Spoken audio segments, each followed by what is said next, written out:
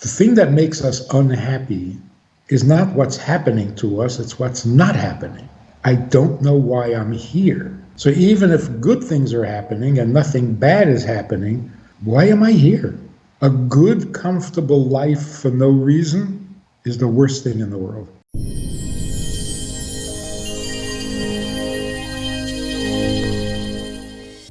Rabbi Friedman, hello. Thank God it's Tuesday. I think it's time for me to learn Russian.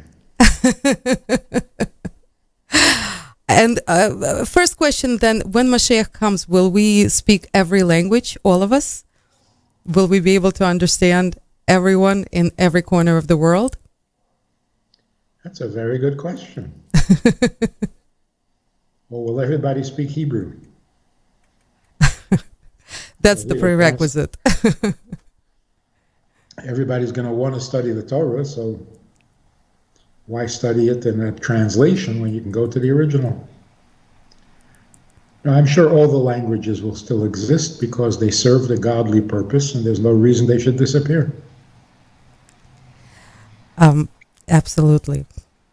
But the question that I have today, and I already said it in Russian, so we spoke about it in a couple of our programs, and what would one do when everything is taken care of, everything is perfect, there's pure goodness in the world? What will be our purpose when Mashiach comes? It's a very hard answer for a lot of people to give, and I did a little survey, and I'll talk about it a little later in our program, because I have been asking people, what would you do? Okay, everything is good. You don't have to prove anything anymore. You don't have to make the world better. You don't have to go out there and make a living. Everything is wonderful. What will you be doing? So probably the hardest question I've asked anybody in the longest time, because nobody can really give that kind of an answer. Everybody gets a little lost. So then the question should be, what will be our purpose when Mashiach comes, when Messiah comes? So, Rabbi Friedman, is there answer in our books, in our studies, in the Torah, about what will be our purpose when Mashiach comes? What kind of answers have you been getting? Okay, so that would be the second question I asked people. The first question I would ask, what would you do if you had no fears? That is an easier question for people to answer, but the common denominator that I got from everybody, if I had no fears and no worries, I would be happy. Okay. So, yeah, that's the answer, and then there were different things. Some people think they have no fears. You think that's realistic? Very rare. But if you had no fears, you would be happy? That's what people are saying. Yeah, I don't think so. If you had no fears, you would be miserable because of the second question. So what's the point? What are you doing? The thing that makes us unhappy is not what's happening to us, it's what's not happening. I don't know why I'm here. So even if good things are happening and nothing bad is happening, why am I here? A good, comfortable life for no reason is the worst thing in the world. It would make everybody totally miserable. Which makes the second question even stronger, because after Mashiach comes, it will be a totally comfortable and peaceful life. So the simple answer is, once we know what we're here for, it doesn't matter. The rest is just commentary. So whether we're fighting the demons, whether we're, slaying the dragons, or just enjoying each other's company, it wouldn't matter if I knew what I was doing. Now the question is, okay, The world is now perfect, everything is good, there are no problems, there's nothing negative, and I know what I'm doing. What am I doing? what am I? Exactly. This is where everybody gets stumped. What am I doing?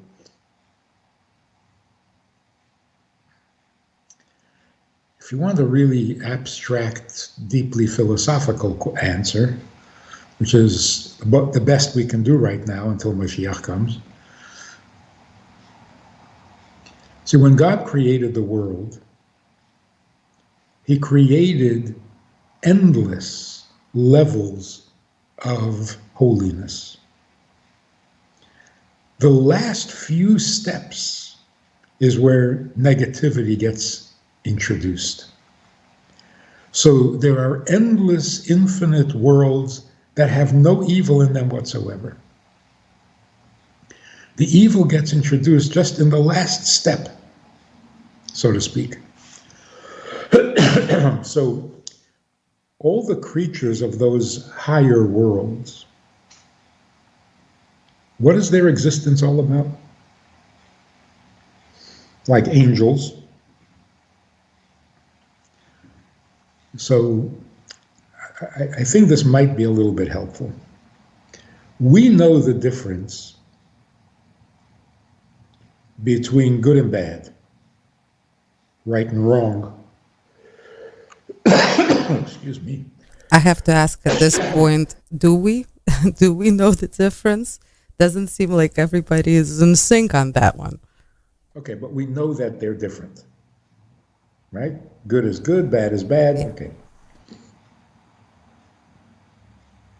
But there's also a difference in up and down, the direction. Closer or further. So let's start in a human relationship. If I hurt you, I'm damaging the relationship. If I do something nice for you, I'm improving the relationship. So the focus is on what I did. Did I do something nice? Did I do something not nice? That's what we're familiar with. But if you go a little deeper, let's say I can't do anything. Not good, not bad. Can I still get closer to you? Or further away from you? Yes. If I think about you, I'm closer. If I forget about you, I'm further. I didn't do anything. Well, I didn't do anything in action. But in thought, I can either be closer or further. On a higher level than that, I'm not even thinking about you. But in essence, you're the most precious thing in my life. Or, not so precious. Number two, not number one. So there's closeness, there's going up in the relationship, there's going down in the relationship. It doesn't necessarily have to involve an action or even a thought. So in the higher worlds, a relationship consists of deeper, higher, greater parts of ourselves than our behavior or our speech. So the question can be reworded in this way. Let's say there's a couple and they can't act. They're paralyzed and they can't speak. Is there still a relationship? Yes. And that relationship can get better or it can get worse. And nobody's doing anything wrong. So after Mashiach comes, our relationship with God will be extremely motivating, even though there's no bad or unholiness to motivate us. Because going up or going down will become as exciting and as motivating as buying the flowers or not buying the flowers. So what are we going to be busy with? Going up. And that's infinite. There's no end to how high you can get. There's no end to how close you can get to God, because God is infinite. You reach one level, there are infinite more levels to go. That to us sounds a little boring because, good is good and it could be better, but what's the urgency? So I'll get better tomorrow. It has to be today. But it will feel urgent because the need to go up, not the need to fix.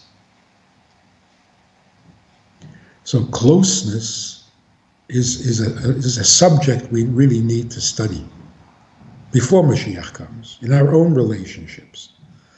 I can give you a book with a list of things to do for your husband or for your wife that will be pure, wonderful good. And you do everything on the list, and you have no relationship. There's much more to a relationship than what you do or don't do, what you say or don't say. And that's why sometimes in marriage counseling, better communication skills, that's a skill. Will it get you closer or make you further? You never know. Because you become really articulate and you can really hurt people with your words because you know how to communicate your hate. So before you learn to communicate, make sure you're not hating. So what is exit? This maybe we should dedicate a show for this. What does closeness mean? I know what nice means. I can be nice. Will that produce closeness? Can you be close even when you're not nice? Nicely antagonistic?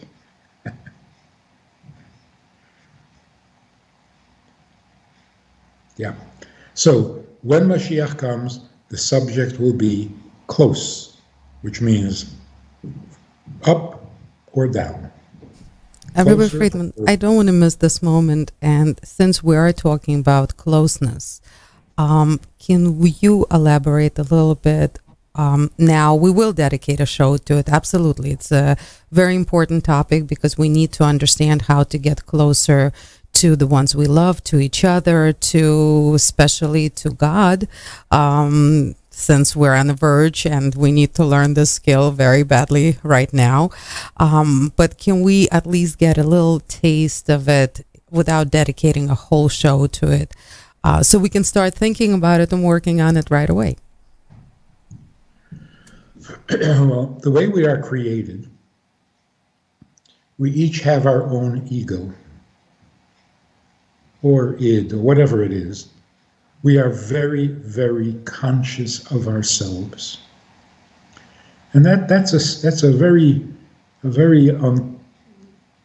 unpleasant kind of a prison. I can't get beyond myself. Like, for example, I know what it feels like to be hungry when I'm hungry. You tell me you're hungry, I don't know what that means. I don't feel it. I don't get it. I don't get your hunger. I hear, I see, I don't relate to it the way I relate to my hunger. When I have good news, everything's good. Life is good, everything's wonderful. You have good news, I'm happy for you. It's not the same. Oh, good for you. Yeah, nice. Mazel tov, mazel. But when I have good news, the whole world is beautiful. That's the challenge is, can your good news be as exciting as my good news?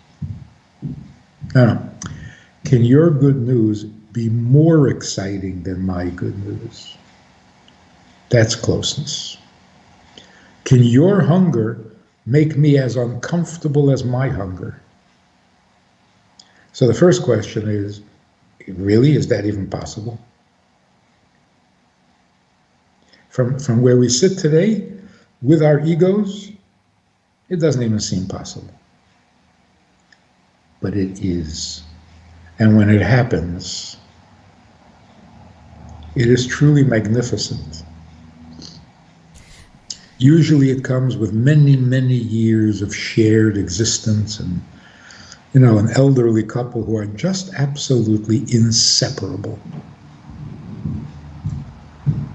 But by then it's, you don't have the energy to enjoy it. But that's what closeness means. Closeness means I'm excited because of something you have, or I'm hurt because of something that happened to you. Not I feel for you. I feel you the way I would if it was my problem. Rabbi Friedman, but how do we achieve that? I say it is possible. I believe it's possible.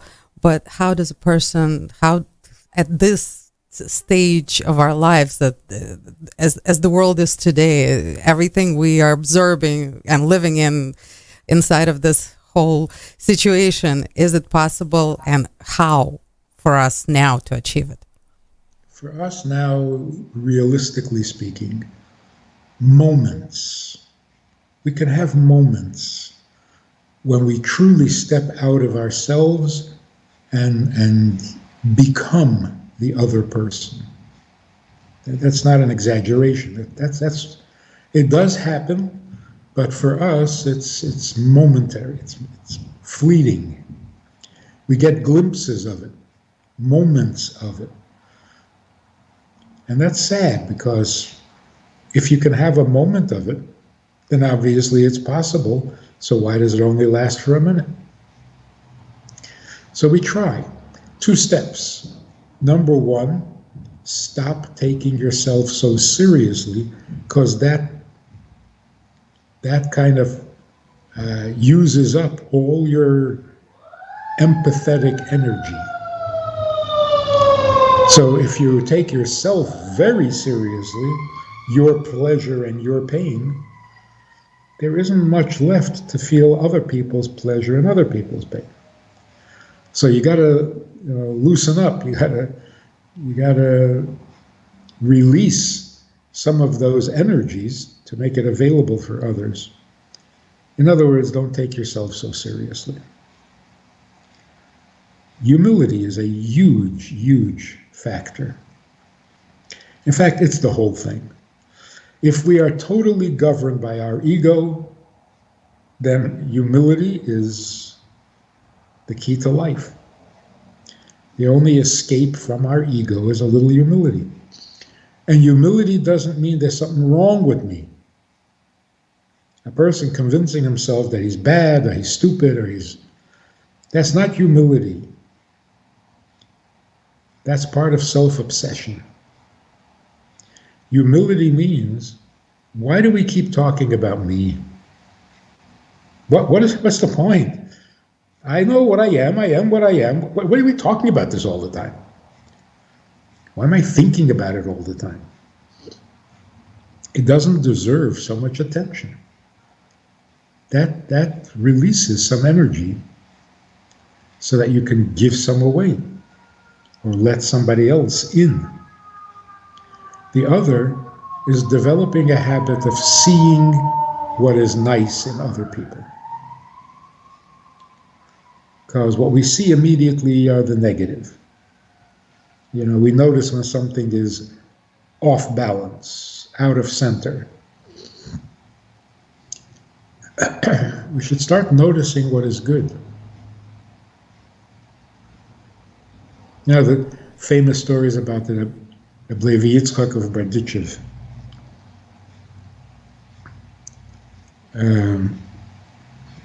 I don't know what's happening at Berdichev these days, but the famous rabbi of Berdichev, he always found something positive about everybody, and it was absolutely sincere. It wasn't something he acquired. He was that way. So he saw somebody eating on Tisha B'Av. It's a fast day. So he goes over to him. He says, "Did you forget that it's a fast day?" The guy said, "No."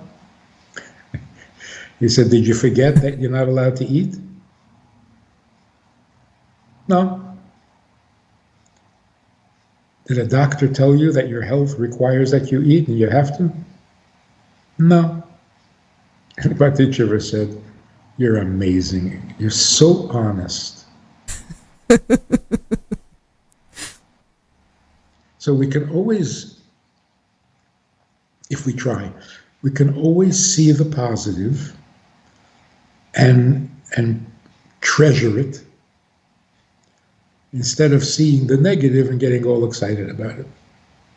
So those are the two steps. A little less about me, a little more positive about you. So, Rabbi Friedman, when I was doing this survey, and the first question was, like I said, what would you do if you had no fear? And the second question was, what would you do if everything is good and nothing to worry about, nothing to make better? So I had some very interesting answers from different people. Like I said, the common denominator, that fear is associated with worrying. Fear and worrying seems to be along the same lines for a lot of people.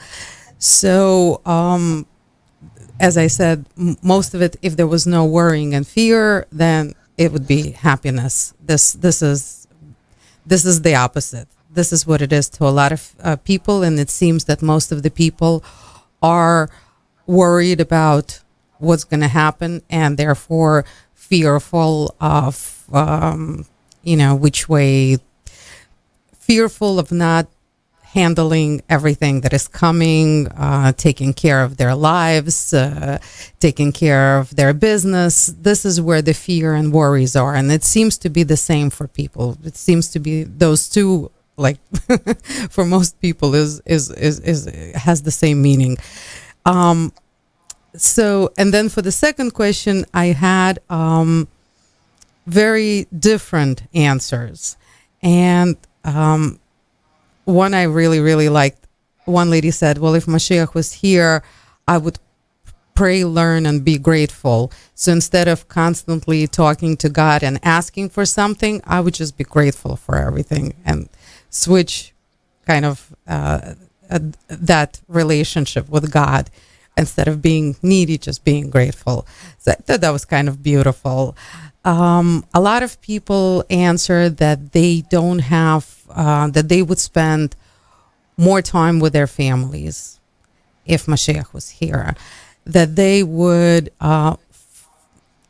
open themselves up more, their talents, which they don't have time to do, go inside themselves, find out more about who they are, what they're here for, because otherwise they're very preoccupied with making a living and worrying about things. A lot of people said, family relations, especially with the children, that they don't have the kind of relationships that they would really want to have. So those were kind of the answers that I got from people, very similar, that they would spend more time with the family, find out who they are, be grateful, be happy. So those were the answers. Are they at all remotely close to what we should be expecting? Are people on the right track when they this is how they envision life without problems? It's a really tiny little piece of it. Let's think of it this way. Now that we have the internet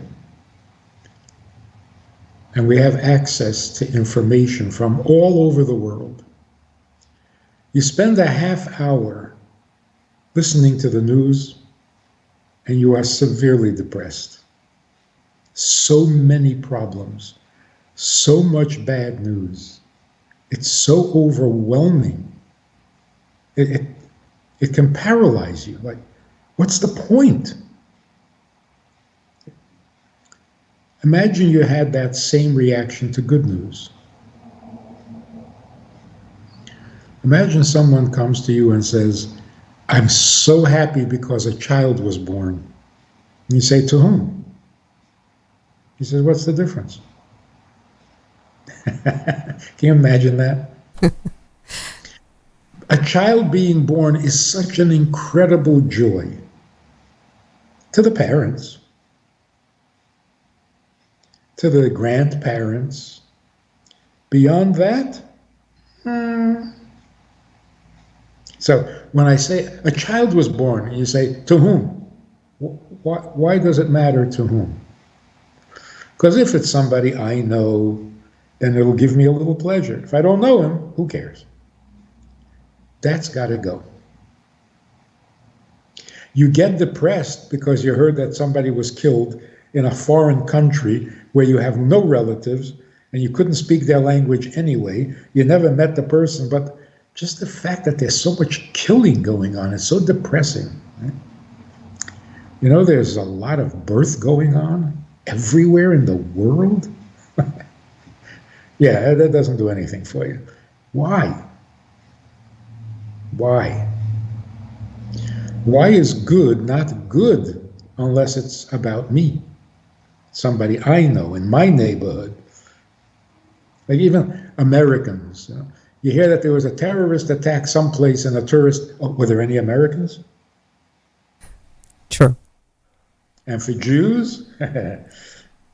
Is that good for the Jews? That bad for the Jews? Was it anti-Semitism? See, when Mashiach comes, good will be what it's meant to be. You hear that a child is born, it'll feel like your child was born. Because that barrier, that imprisonment that we all suffer from, my tiny little world is only as big as me.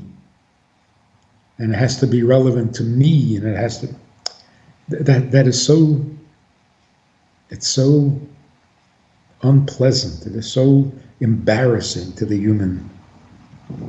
Why is my life so tiny? So I think that's a good visual. You know? I'm happy because a child was born.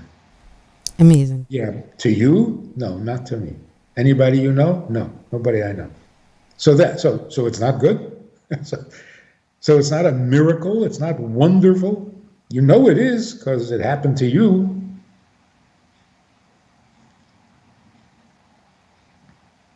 You know, we talk about the environment. If there's a nuclear leak in Chernobyl, the whole world is going to suffer to some degree. Why not in the positive? If there is one person who just gave birth to a baby after waiting for a long time, and this person is so thrilled she can't contain herself, that doesn't affect the whole world? That energy doesn't change the balance of happy and sad in the world? Of course it does. When will we feel it? When will we be sensitive enough to wake up excited because somebody in the world just had a baby after waiting for a long time? That's how it's going to be when Mashiach comes. But that's what we can imagine. What's really going to happen? It's so different that until it happens, there's no way we can describe it. Rabbi Friedman, we live in such a surreal world. I just want to share a funny moment that happened, work-related. One customer called in and requested for us to put 2 proposals for her to get together for advertising on the radio. And she said, I would like to sponsor news. So I asked her, I said, we have regular news on the top of every hour, and then we have good news every half an hour. I said, which one would you prefer? So she said, you know what? Put two proposals together for me. One for bad news, one for good news. I thought that was kind of humorous. What kind of world we live in? I heard it from the side, and it was pretty funny.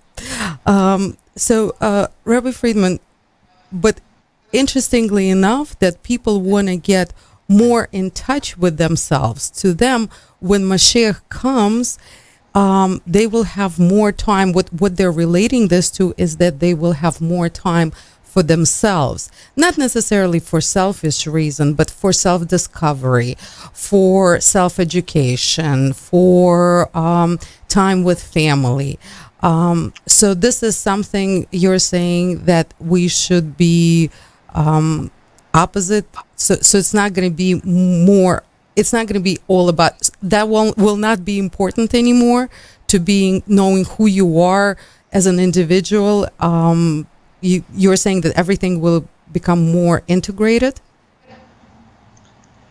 You could say we will discover the other side of ourselves, not more of this side. But that's like going through adolescence. You get 20 years to discover yourself. After that, enough already, stop. Switch to the other part of you. The part of you that belongs to someone else. That's when we start to fall in love, get ourselves into trouble. So the days before Mashiach is like our growing up days, our adolescence, our youth. Once Mashiach comes, then we got to grow up. Enough about me. What else is there in the world? Another thing that I discovered when I was serving people is when you ask them, what would you do if you had no fears? And then what would you do if everything was great in the world and total goodness?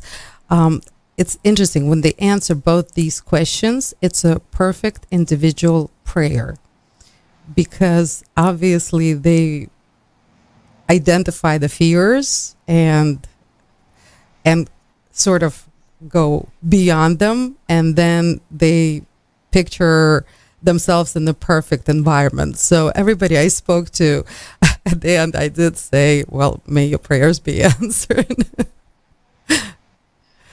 Until Mashiach comes, all of our petty needs are still important, and we should take each other's needs very seriously, even though we're praying that by tomorrow it shouldn't matter at all. But today it matters, so we take it seriously. So yes, we should all have good news, painless, pleasant, understandable. We just need to understand ourselves and life and people, and not understanding drives us crazy. The brain is hungry, starving for information. And that's why what you're doing is so right. It's so appropriate for these times. You're not offering entertainment. You're trying to satisfy the hunger of the brain. Make sense of something. Life is going crazy. Yeah, but what do you do with yourself if you think very, very globally? Because I wasn't able to answer the question, what would I do if I had no fears on the spot? But a few hours later, I did have an answer. What would I do? I would hack every communication and media device in the world and teach people morality, teach people Torah. That's what I would do if I had no fears and a little bit of a skill to do that. So you are doing that on a tiny scale. Well, maybe not so tiny. I don't know. I don't know how we measure our successes, or abilities. But thank you so much. You're in charge of a radio show, not the whole satellite. And so you're doing the maximum you can do with a radio program. Thank you. Um, so basically, a lot of people are saying that they're also experiencing some physical changes lately, that they're becoming more in tune with the world, that they're becoming more sensitive, even more profound. They feel things greater. They feel energies which has never happened to them before. And I don't know if it's intellect or insights of some sort, like almost like being connected to a higher intellect. So people actually started to experience, a lot of people that I speak with are saying that they are experiencing some sort of changes. Is that somehow the beginning of the process? Is this happening to a lot of people? I don't know. People are not really talking about it just yet openly, but in your circles or in the learnings, is this something that we are supposed to be experiencing before the arrival of Mashiach? It's a very real, definite phenomenon. And I get calls on Zoom from Africa, from China, from Germany, places I really would not expect, asking to study Torah. And so what is your interest? You want to convert to Judaism? No. We just feel like we need to know the Torah. Yeah, it's mysterious. A little bit you can attribute it to the internet. You know, all this information is flying around in the ether world. So it's going to affect people, especially people who are a little bit sensitive. So the question is, will that have a positive effect or a negative effect? So more people are depressed and intimidated and hopeless because of all that they're hearing, consciously and unconsciously, subconsciously. And then there are people who are becoming a little more excited about life because of all the positive energy. Our job is to guide people towards the positive energy when this is happening, until Mashiach comes, and then there will be only positive energy.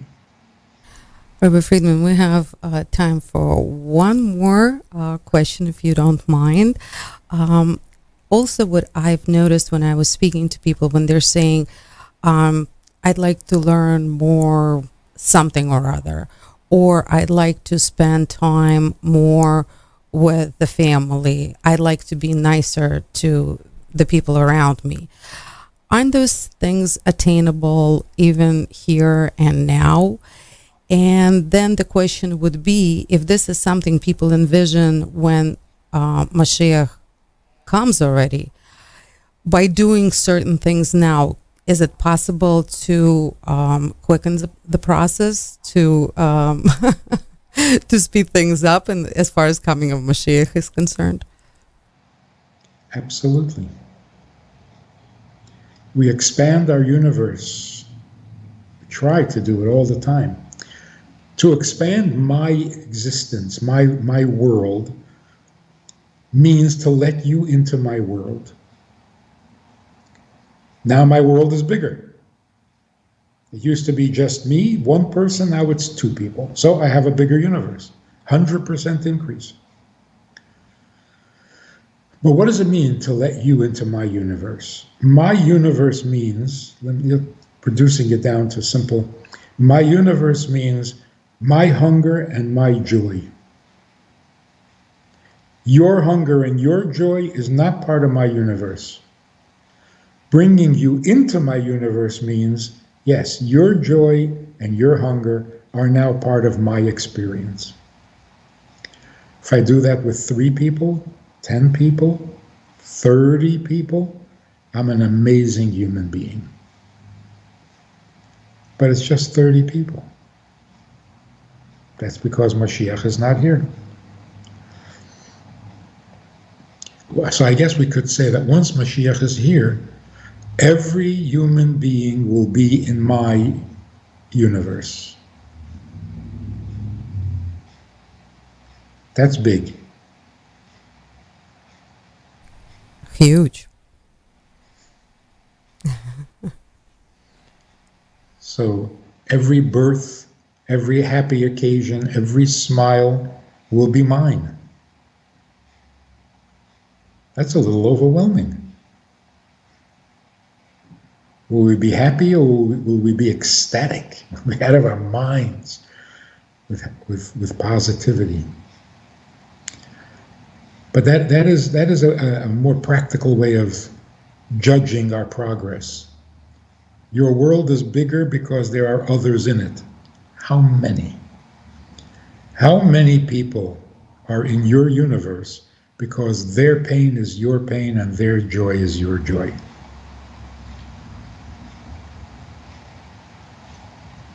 Increase it by one, and you're doing great.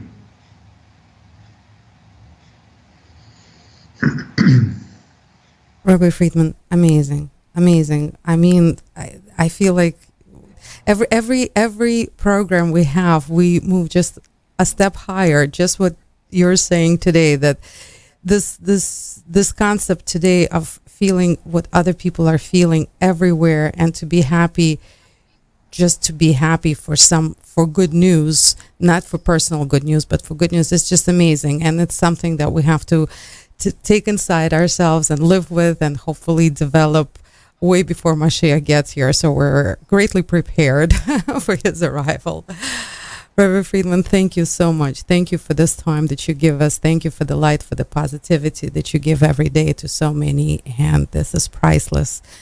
Thank you. If you enjoyed this conversation or this topic, and you're looking for more information, or you want to hear it again from another angle, there's a way to do that.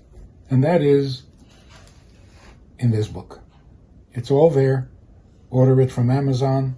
You can read it, reread it, and share it. I want to invite you to join us as VIPs, partners in our work, and join us also for a personal chat with other members of the VIP club.